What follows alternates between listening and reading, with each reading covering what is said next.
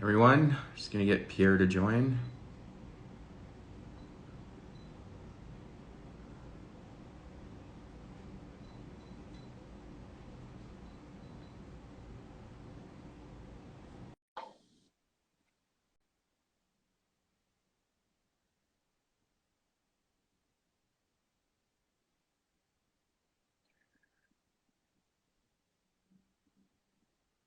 See if this works.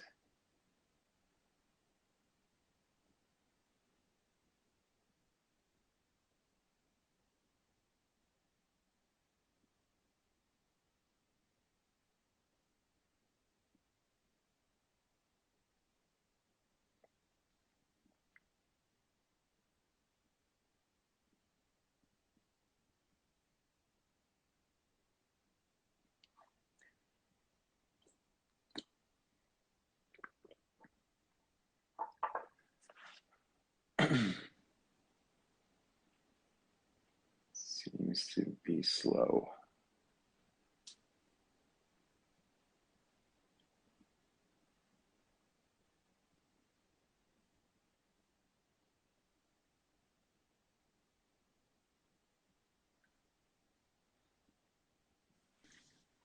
Oh, there we Hey, go.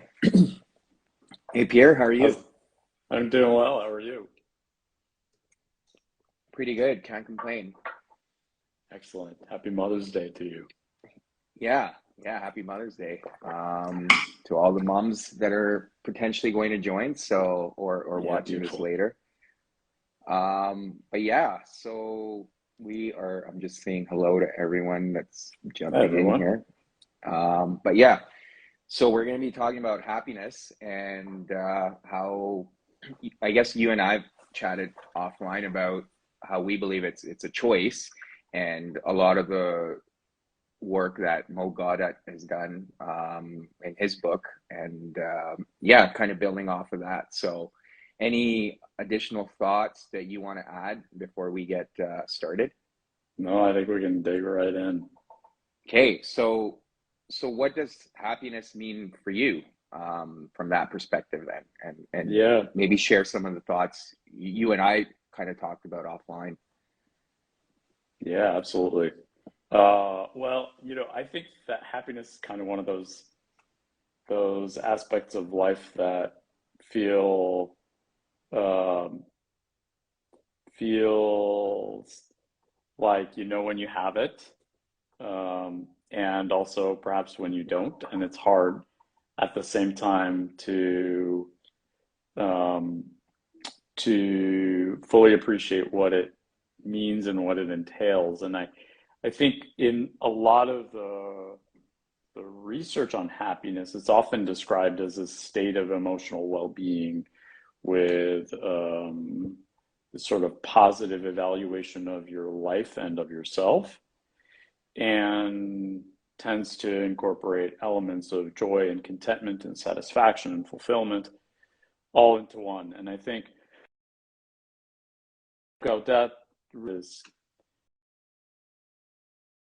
this sort of solution and an equation for happiness, which he's identified in this sort of interesting way, which is that, well, first off, I think he articulates that happiness is, in essence, our resting state. Mm-hmm. That by and large, when nothing is active to make us unhappy, our natural state is to feel content or to feel happy, which is sort of an interesting idea. And I think um, in many ways, and I think we'll touch upon this in weeks to come when we start to dig in perhaps to experiences like sadness and pathological experiences like depression. But in essence, the equation is Gaudat's equation is happiness is equal to or perhaps greater than the Yeah. difference between how we perceive our lives and the events in our lives and our expectations of how life ought to be and ought to Mm-hmm. behave. And so we can, in essence, boil down happiness to either shoring up the ways in which we see our lives and the events in our lives, and potentially also adjusting the expectations that we have for the ways in which life should behave. Mm-hmm. And so he uses examples like, how we respond to flight delays, or how we respond to traffic, things that we can, things that get us annoyed easily and that might contribute to a state of unhappiness, but that we could potentially also adjust in terms of our expectations to be more in line with what we can expect of life, rather than sort of assuming that everything happens perfectly without any hiccups. Right. Yeah. And I think the key here, as you've identified, is the expectation, right? So I think that's where a lot of the issues come, is we put expectations on things or outcomes, and then when they don't happen according to our expectation, then that's when that state of unhappiness occurs.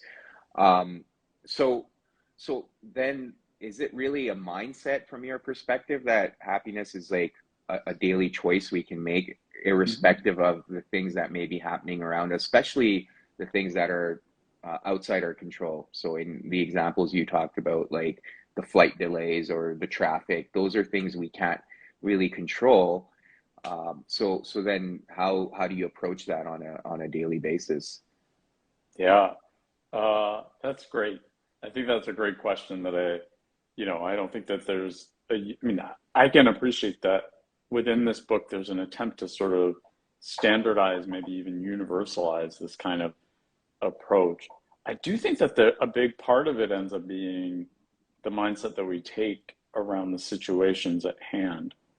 And I do think that there are some situations where they're just shit. Like, they're terrible. And trying to sort of convince ourselves otherwise might feel like a challenge. And I don't think that the book sort of drives toward delusion. I think it sort of it suggests, and I think that acknowledging life situations as they are, including some of the terrible aspects, including some of the hurt and the pain and sadness that might be associated with current life events, is important. I don't think that actually eliminates or lessens or undermines the sense of happiness. I think that if you use the elements of this book, that where you do make adjustments is the expectation of how things ought to be. Well, maybe the situations in which things are terrible or sad will also entail a lot of grief. They will entail a lot of sadness. And perhaps that's where we shift. That there's not a judgment. For example, in this book, the author describes pretty poignantly, and I think especially if you, for those who read the audiobook, and you can hear it in the guy's voice, the experience of grief and sadness around the loss of his son. His son died at age 21, I think. Yeah. Very unexpectedly. And I think often the choice that we can make is acknowledging the feeling that we have, the experiences that we have, while while sort of tamping down the judgment that we may have of ourselves for having it. Like, I think in terms of grief in particular, the expectations sometimes that we create for ourselves involve us being stoic or being stronger, in quotes. And so Yeah, it's almost like the adjusting the expectation to meet a little more of the reality, even in terrible circumstances, may allow you to maintain or work toward a degree of happiness. yeah. I just like to build on that, and I think the the key thing I'd like to differentiate on, and obviously would like to get your thoughts on as well, is while he doesn't talk about toxic positivity, I think there is an aspect there of dismissing whatever you're dealing with. To your point, if it's something terrible, and not being delusional around, oh, this is fine. I think that's where the aspect of toxic positivity comes in. I think his message in the book, and I agree with 100%, is finding meaning in any given outcome, even if it's a terrible outcome. Yes, of course, you are allowed to experience it fully, all the emotions and the feelings that come from it, but being able to move forward by finding meaning. And as you alluded to earlier, even with the passing of his son, which probably is devastating, I can't even imagine, he found meaning Yeah. in that experience after the fact. He wanted to share the message his son was conveying with the world, and that was kind of the inspiration behind this book as well. So that's something I resonate with, is despite the things that happen to us, even if they're terrible, when we're able to kind of move past the emotions, the initial emotions that come with it, trying to take the time to find the meaning behind the situation and the outcome, and then whatever state you want to be in, that's your choice. But that's, I think, being able to differentiate between the two, I think, is important. Yeah, agreed. I mean, a lot of the book, to your point, a lot of this book is, and perhaps a lot of the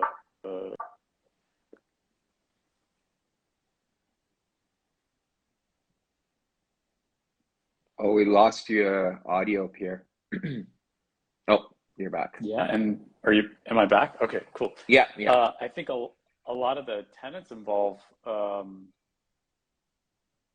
aspects of mindfulness, really returning to the impressions, the thoughts, the things that make us happy.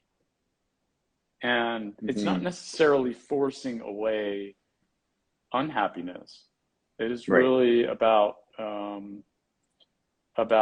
returning awareness to the aspects of our lives and the aspects of the world that bring us joy.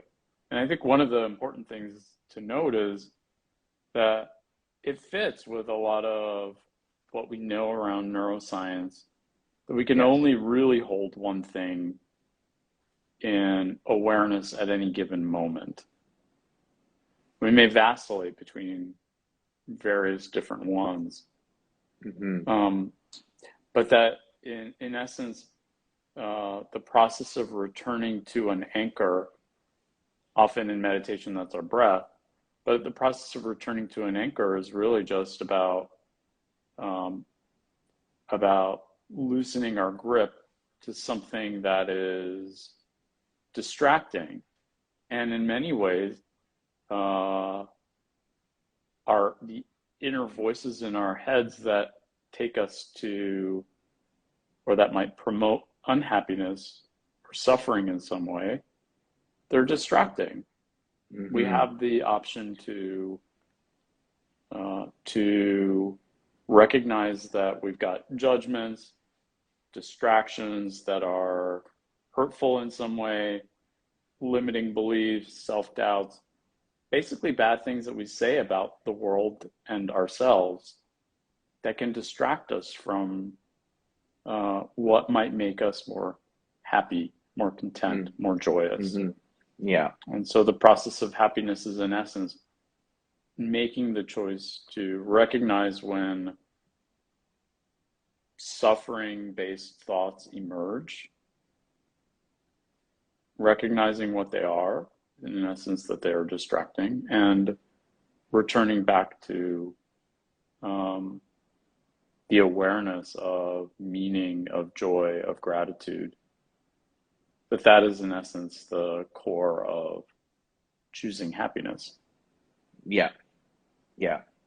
So, so here's the question. I'm sure you can ask me that too, but what does that look like for you?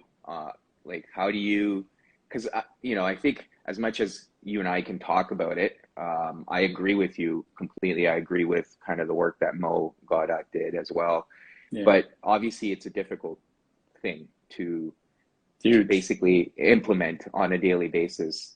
So, with that being said, how does that look like for you? Obviously, understanding it's kind of something we can aspire to, but what does that practice look like for you on a daily basis? Uh, Probably pretty torturous, I would say. It's not like I'd love to say that I can just sort of do this and implement it and not get caught up in the internal dialogue that comes up for me. I think often recognizing when that dialogue emerges and voicing it allows me to recognize that I can make a choice not to attach myself too strongly to it. Mm-hmm. So for me, I look at my life right now as perhaps overall um, one of the happiest stretches of life. Mm-hmm. I can definitely look back upon prior times in which I was striving for something that felt either unattainable or wasn't consistent with where I was in my life or wasn't consistent with what I was doing in my life and sort of wanting it to change and being really attached to my inner dialogue um, around suffering. Mm. And I think that has changed a fair bit for me over the last uh, 3 or 4 years. Yeah. Probably more as I lived each day more toward um, an eye on what's important to me, my own personal vision and mission, and creating space and gratitude. Um, I think that's changed substantially. That doesn't mean that I don't experience a whole lot of the sort of inner dialogue that would tend to make me feel unhappy in moments. Mm-hmm. Mm-hmm. Um, I think that I have changed how quickly I voice those thoughts because Mm-hmm. most of the time they're rooted in assumptions that I'm making of myself, bad Yep. judgments like I'm not doing enough or I'm Mm-hmm. not valuable enough. Um, I'm not as good as I want to be in some way. They're in essence faulty expectations of how I ought to be, Mm-hmm. um, or a misperception of how I am seeing myself. And so naming them has meant that I can recognize a little more readily when they're faulty, either by Yeah. myself, but probably more often than not with the help of other people. Yeah. No, that makes sense. I think it's required the help of other people though, for me. Yeah, I I like think. I can't say that I can do this on my own. Yeah. Yeah. For sure. For sure. I mean, I think that I look at it almost like as a level of support, right? There's like the basic level that you could probably get to a point where you can manage it yourself. But at some point, once you've used all the skills you have, you need to seek out help, as you mentioned, Mhm. and not let it fester, because that's when it can almost become too much and overwhelming. Yeah, yeah, for sure, for sure. I don't even know well, I'd say probably the biggest thing that I recognized just over the last few years is how much I expect myself to take on the chore of responding to this inner dialogue by myself without, without sort of getting help. I don't even know that it would take that much in terms Mm, of like having to wait or sift through judgmental thoughts of myself.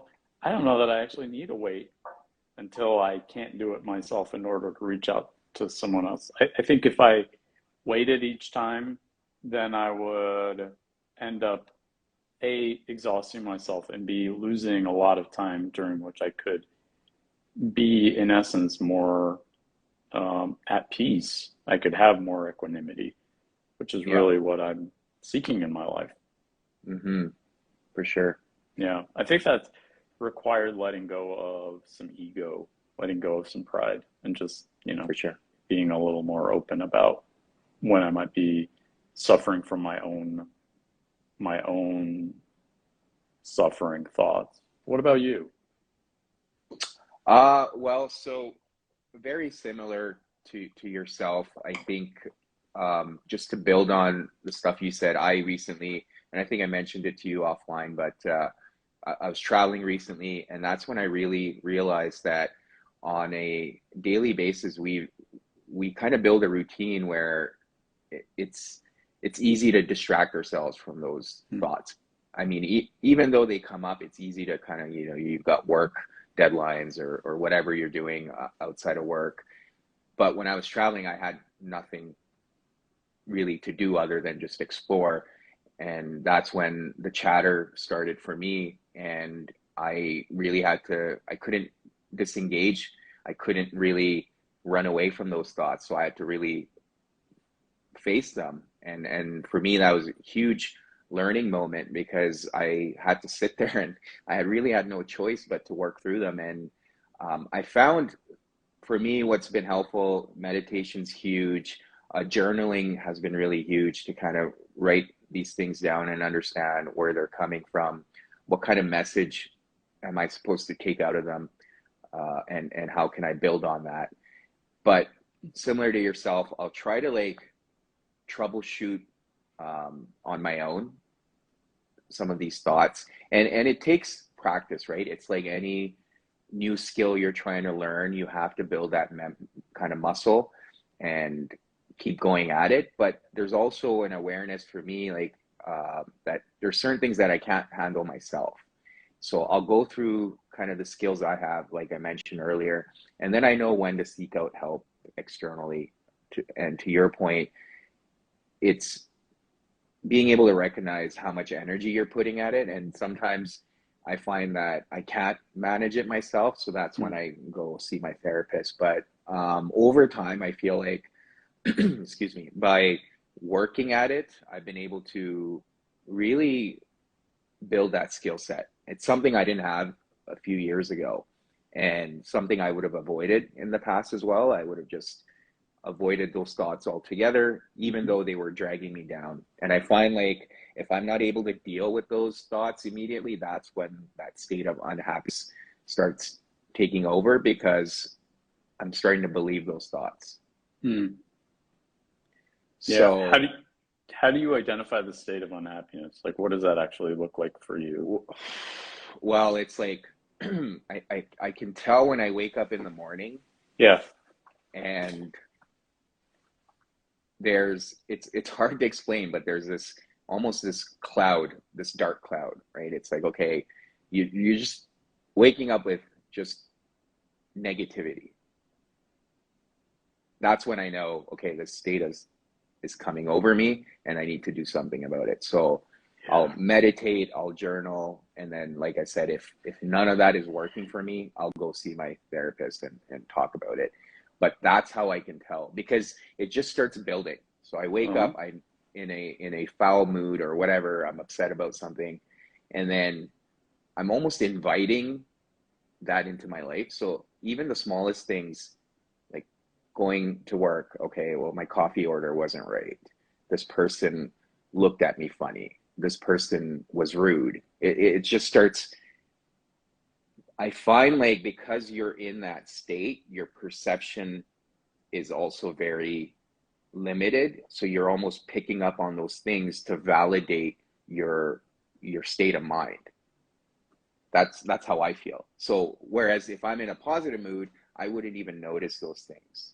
Or I may just dismiss them saying, this is not about me, this is about this person or whatever, right? So I think you can, and I think Mo kind of talks about that a little bit too. It's almost like he takes it to almost like it's an algorithm, but that's how it is, right? That's how I find it, and that's why it resonates for me. So when I wake up, and if I'm in that foul mood, I feel like I'm just picking up on all these things that are going around me that would not necessarily bother me otherwise if I'm in a state of kind of a positive mindset.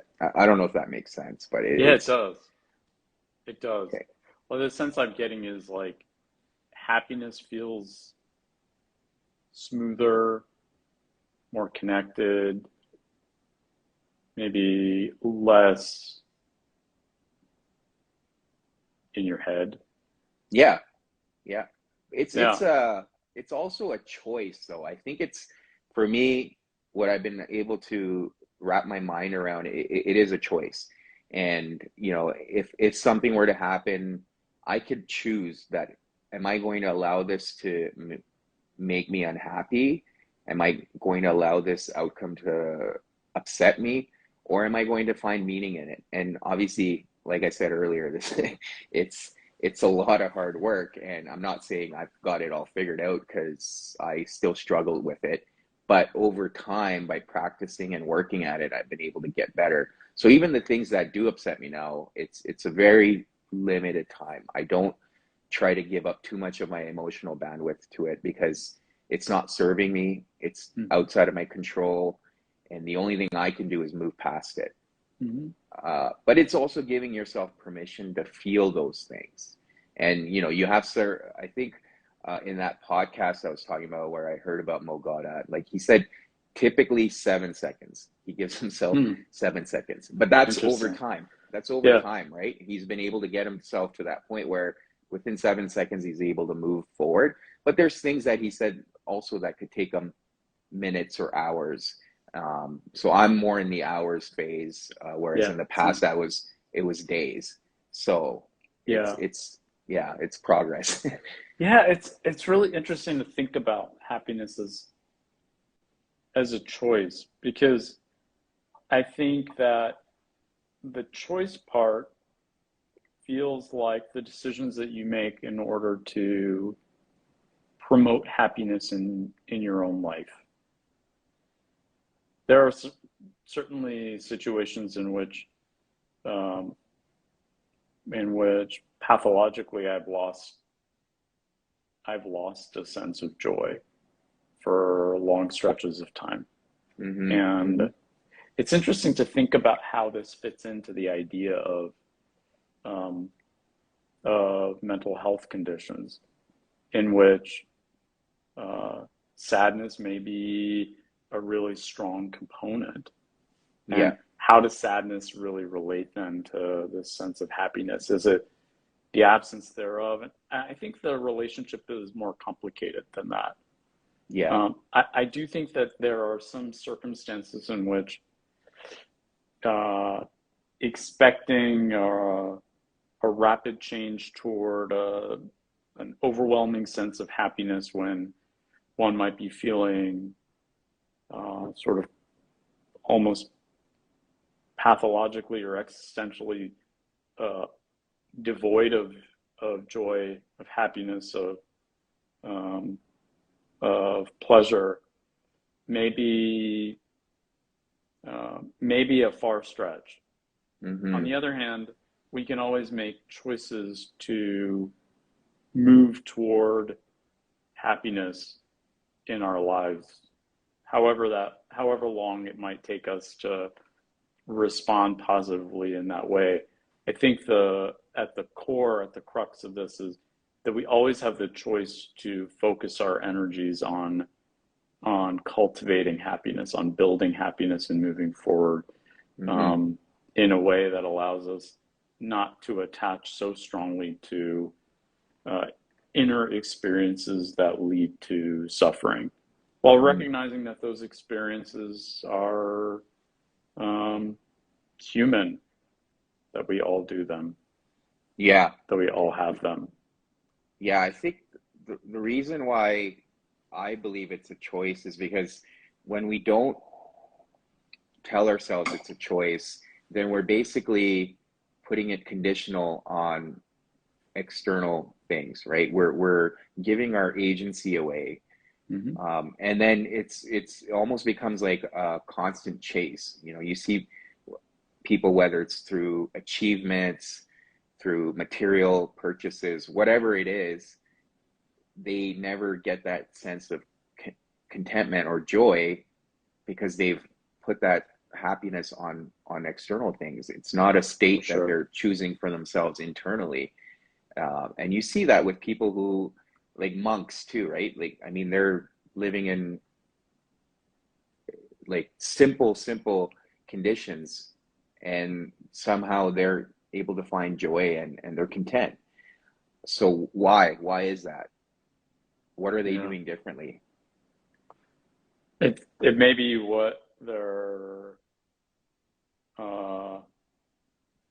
not doing that's so important in this case. I mean, like they're not attaching to fleeting sort of mirages of joy or mirages of happiness in this case.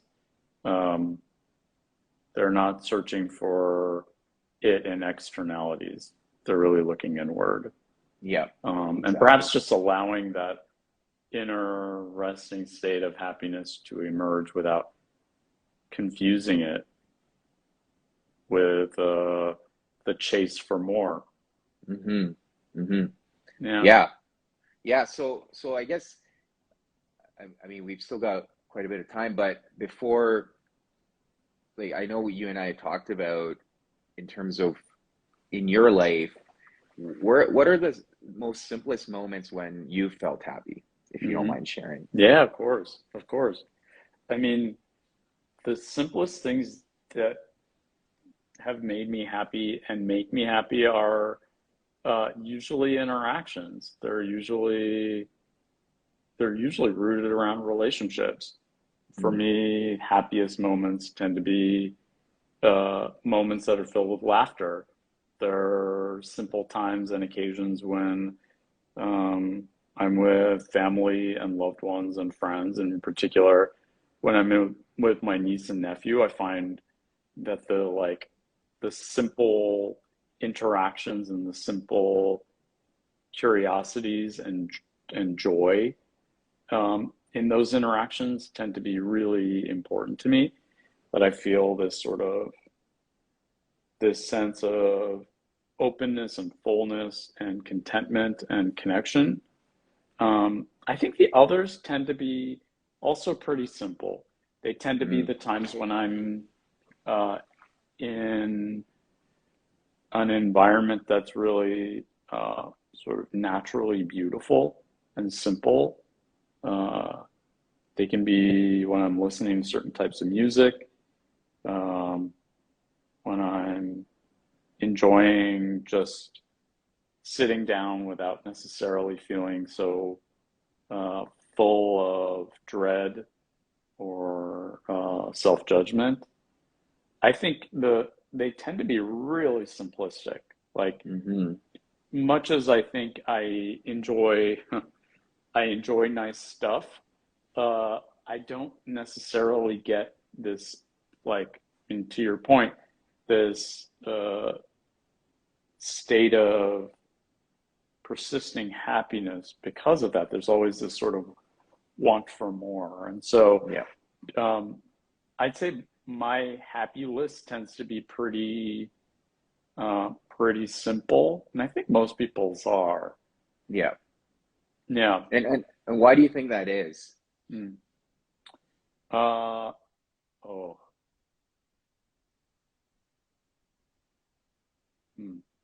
Well, I think on top of the fact that my brain tends to be overly complicated with self-judgment, the world tends to be overly complicated too.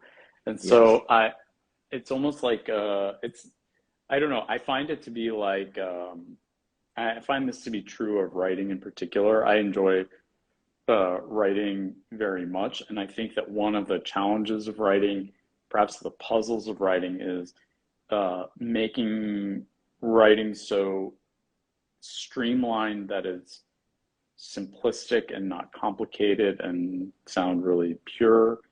And I think that part of the joy around that is everything is so complicated around us. I mean, it's sort of become more and more complicated as generations have gone by, and certainly with technology, in many ways things are simpler, but in a lot of ways they're sort of overly complicated with bits and pieces and choice.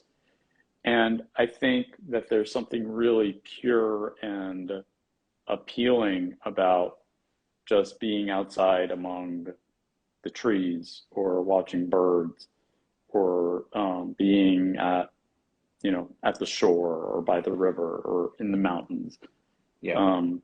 There's something that sort of reminds us that life doesn't have to be so confusing or complicated. Mm-hmm. Yeah. What about you? What's your list like? I would say fairly similar. I think Yeah. quality time with people I really enjoy spending time with is huge. I think for me, just having quality time with my son, that's huge. Where we're just hanging out. Where we're not watching TV, we're not playing games, we're just hanging out and chatting, right? Yeah. And that's definitely a source of happiness. But yeah, I think I agree with everything you pretty much said around it's the simplest things. Even in nature where I don't have cell reception, so Yeah. there's nothing distracting me, no deadlines, none of that, and I can just be in nature and enjoy everything that's around me, and appreciating the little things that we have that we don't necessarily think about and take for granted. Yeah. And I think that's where nature is so calming and beneficial for everyone, is because that those are the moments where you can soak it all in and appreciate those little things that we don't necessarily consider, right? Where we all live in houses or condos, and we don't necessarily get that exposure that we should be getting. So yeah, I think Hmm. I agree with you on all of that, and I think but it's taking it a step back. It's like, why am I happy here? Because I'm not, to your point, overcomplicating my life right now. I've really simplified it, and I'm making a choice here. I could easily be unhappy because I could think about the 10 things I have to do, the deadlines I have, the people that are irritating me, and I could still be unhappy in that moment. But it's choosing not to think about those things. And I think as I talk about it out loud, it's something we can choose every day. And Yeah. that's where meditation and the concept of gratitude is so important. It goes back to reminding ourselves that, even though there's things always going on around us, we can simplify it and just focus on the things that are in our control and choose that happiness. Mm-hmm. It feels like it's also a matter of defining values and priorities. There is a way that nature can sort of get us like more clear on what feels really important. Mm-hmm. And so, whereas the sense of being overwhelmed by deadlines and the stuff to do can feel like such a resting state on an everyday basis. Um, it's almost like you can appreciate how, relative to sort of the grand scheme of things, relative to the grand scheme of the world, and certainly what is beautiful in front of you, that that resting state may not be quite as important as it feels. The resting state of feeling overwhelmed by deadlines may not be as important as it feels on an everyday basis when you're not connected to the things that actually bring you or support and facilitate your sense of joy or happiness. So I Mm-hmm. do think that there is an element of recognition that comes from being in places that are really profoundly simple. And I Yeah. think that often happens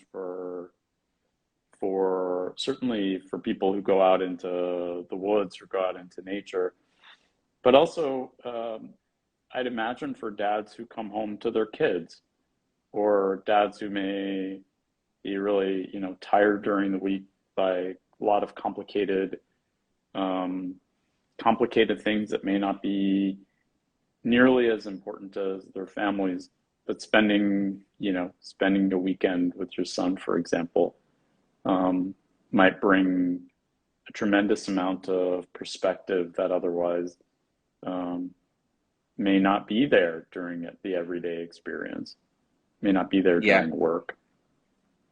Yeah, Yeah. absolutely. I think we have, whether it's consciously or unconsciously, we've complicated our lives. You know, we've got calendar reminders for everything. So it's just that constant stress that we've put on ourselves. So anytime we get a reminder, it's like, oh, I have to do this, and we lose focus of the present because we're either dealing with the past or worried about the future. And I feel like that's part of the issue here, Hmm. with being able to stay present and be happy with whatever is going on around you, because we're constantly worried about something else that may happen in the future. Hmm. Yeah, but that feels really central to the equation here.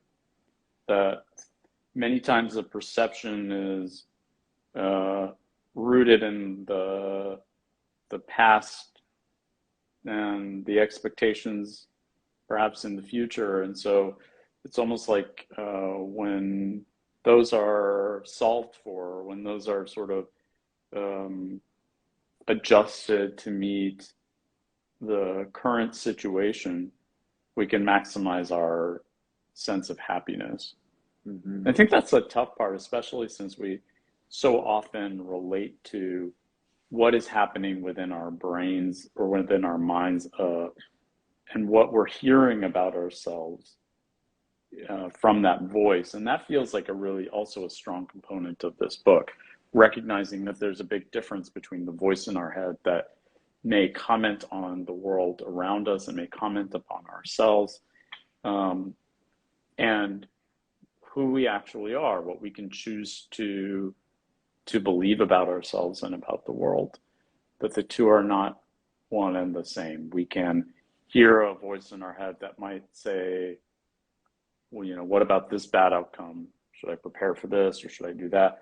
And not necessarily attach ourselves to it. But that requires the same type of mindfulness practice that meditation does, which is to recognize that sensations, um, judgments, thoughts may be distracting us Mm-hmm. from the anchor itself. And in this case, the anchor is happiness, Mm-hmm. which is where the choice kind of comes into play. Yes. Yeah. Yeah. Yeah, I Hmm. feel like I've got more to think about. Me too. Yeah. Yeah. Uh, Me too. yeah, Not a bad it's thing. definitely, no, no, never, never. I think it's definitely something I obviously struggle with. Yeah, it's Same. not something I've mastered, nor do I think I'll completely master it. But that's the fun, right? It's working towards it. But yeah, I think it is definitely a choice. I truly believe that, but it's also difficult to implement every day, because there's so many things that happen, right? And we're not robots that we can just work a way around it. So I think we should allow ourselves to experience things fully, but the biggest piece is finding meaning in it, and there's always a meaning there, and we can choose how we let that meaning affect us. So that's kind of the biggest piece how I Hmm. look at it. I like that. I think that's a good that's a really strong takeaway. I'm curious to see how this, like, it's not, this is a first view at this. We've been talking a lot about happiness as it's been described in this particular book by Mo Gaudet, and also I've not experienced this sort of view on happiness and sort of working toward it in such a concrete way before. I am personally curious about it in the context of depressive episodes, and I can see how that fits into the equation here. Agreed. And so I think it's going to be, I think it will be interesting to navigate the next time I do experience a depressive episode. Knock on wood, hopefully that is not for a long time to come. But the natural progression of recurrent major depression is that it happens over and over. And so it's something that I should anticipate. And it also means that maybe this is an additional tool that I might have to navigate some of the darker moments. Yeah. And I guess I think this is a good plug for the next live.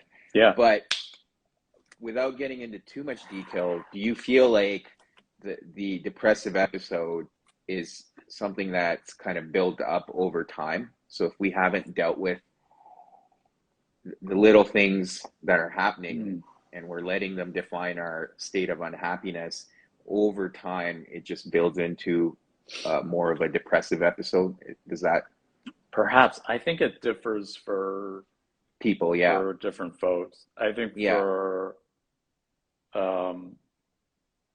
me, I would love to say that I have great insight to the very beginning parts. I think that's the part that it's interesting because I feel quite knowledgeable and skilled to be able to help other men treat and people at large to treat their depressive episodes, and also recognizing how they show up for me has certainly brought a tremendous amount of awareness and knowledge and extra humility. I think I don't tend to recognize very much about the early stages of my own depressive episodes. I do recognize patterns, but I don't know that I recognize well enough that I've sort of let little things build upon themselves.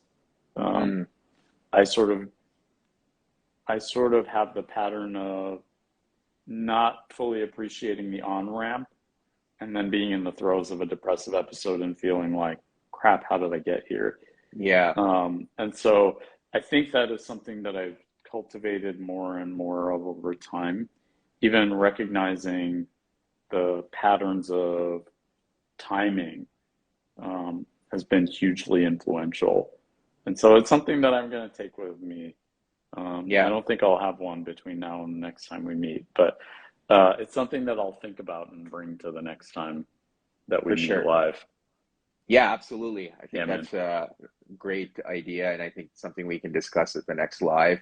The reason why I asked that, because I feel like that's something I experience, is if I don't deal with it, it just continues to accumulate, and then over time it just comes at me all at once. And I imagine part of it is because there's a share. For sure. I imagine that resonates, and that is something that I experience but don't have as much insight to as you do. Yeah, so I appreciate that. Well, I don't know if I have that much insight, but yeah, no, this has been great. Definitely a different kind of take on the lives we've been doing, and more on the thought-provoking side, because I feel almost overwhelmed with a lot of the things that have come up and I need to process from this discussion. But I'm also happy to hear the thoughts of the people who either tuned in or will be watching this later, to understand what happiness looks like for them and how they cultivate that in their lives, because I'm curious to learn from others and get their perspective. But thank you for sharing your Yeah, man. own view, Pierre, and doing this. As always, it's been a great conversation, and until next time, I guess. Yeah. Thank you. Burke, it's good to see you. Likewise, likewise. I All hope you right. And enjoy the rest of your day. likewise, I would invite people to post questions. Send us DMs if you've got questions or ideas Yeah, about happiness or about subsequent lives. for Cool. sure. Absolutely. And I will Yeah, man. share the title of the book that we were referring to in the notes. So for anyone that's interested or wants to check it out, by all means. Excellent. Thanks, buddy. All Good to right. see you. Okay. Likewise. Take care. Bye. Bye now.